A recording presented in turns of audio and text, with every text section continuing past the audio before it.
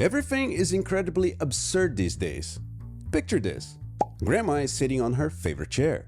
Somehow she discovers this bright and colorful game, downloads it, plays, 10 seconds in, and life savings gone. Candy Crush wasn't just a game.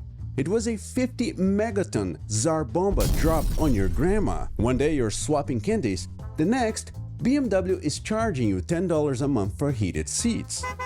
Let's talk about Candy Crush, the app that turned your grandma into a pay-to-win addict. It didn't just ruin her retirement fund, it made microtransactions so normal that every company wanted a piece. Now we got car makers treating heated seats like it's DLC. This is the story of how a stupid candy game tricked us all into renting our own stuff, and why it is the dumbest fun. Scam gamers accidentally unleashed.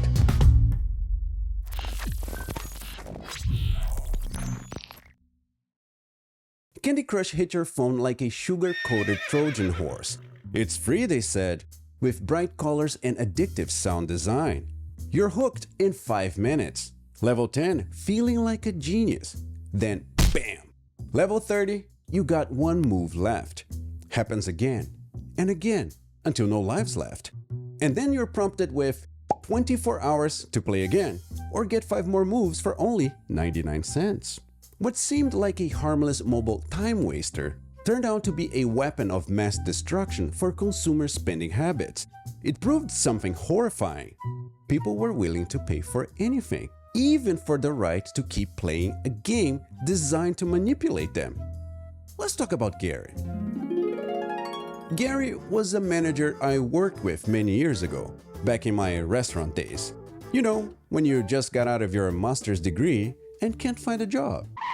Those days. Think about a person that you immediately know is an idiot. That was Gary.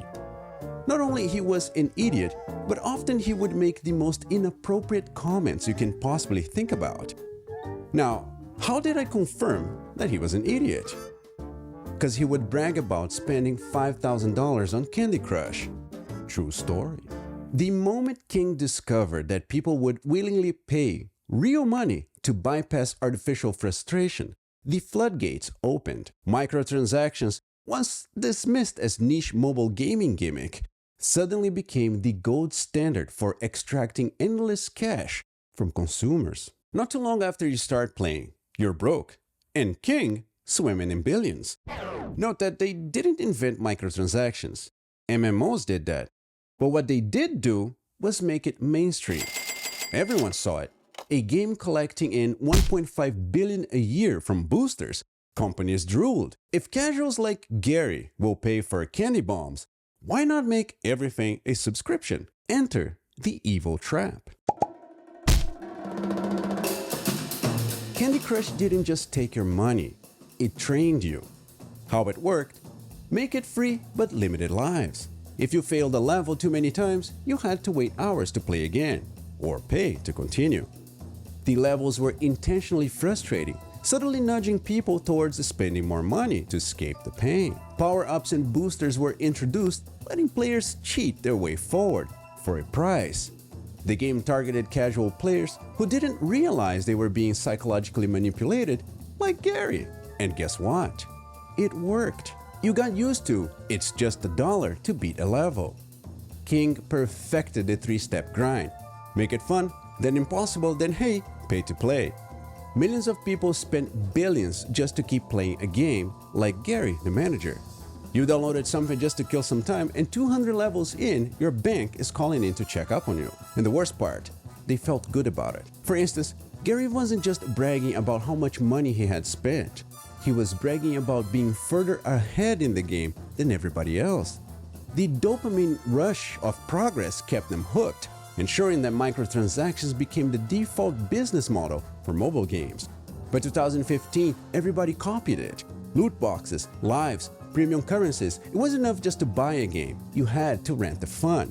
And corporations, they took notes. BMW wanted to charge you monthly for heated seats you already own. Well, but let's be fair here. Candy Crush didn't build this dystopia. However, it showed them the blueprint. Hook 'em early, charge 'em forever. Gamers normalized it, and now we're stuck on a live service everything. The world is a mess because of this. Though real gamers rage quit Candy Crush, the damage was done. Microtransactions are everywhere. That $5,000 Gary the manager dropped, chump change compared to what was coming. Your phone is literally a slot machine, which, come to think about it, Candy Crush is basically gambling. How the fuck is this legal? We all know what gambling is, right? You risk money on a chance-based outcome in the hopes of winning something valuable. The house always wins, addiction is a real threat, and governments regulate it to prevent people from getting scammed into financial ruin. But here's the real question. Why isn't Candy Crush considered gambling? By definition, gambling involves three key elements. Consideration. You pay money or stake something of value. Chance. The outcome is determined at least partially by luck. Prize. You receive something of value in return.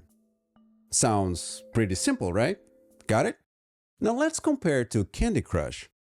Do players spend money? Yes. Is there an element of chance? Yes. Is there a prize? Yes.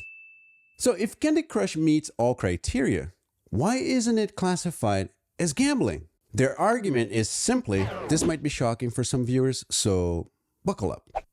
You're not winning real money. Since players aren't cashing out like in a casino, it doesn't count as gambling. And it's not about luck because players always get something, even if it's useless junk. Mobile games ensure players receive some kind of digital reward, avoiding the loss factor that defines traditional gambling.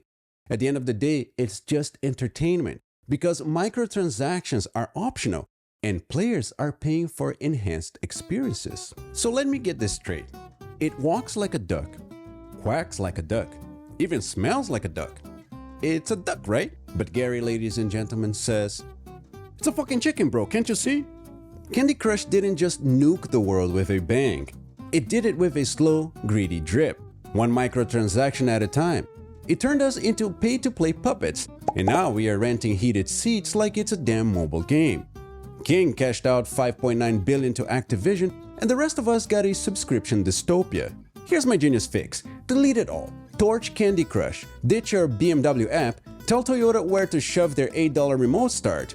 Live in a cave with no Wi-Fi. Or, keep swiping. King is still laughing, and Ford's hiring their playbook guy. This isn't just a candy scam. It's the blueprint every soulless executive uses to lock your life behind a paywall.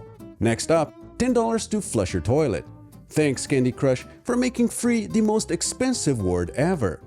Share this if you're pissed, because the real loot box is your wallet, and these jelly bean bastards already won. Greed's the ultimate power-up, and we are all out of lives.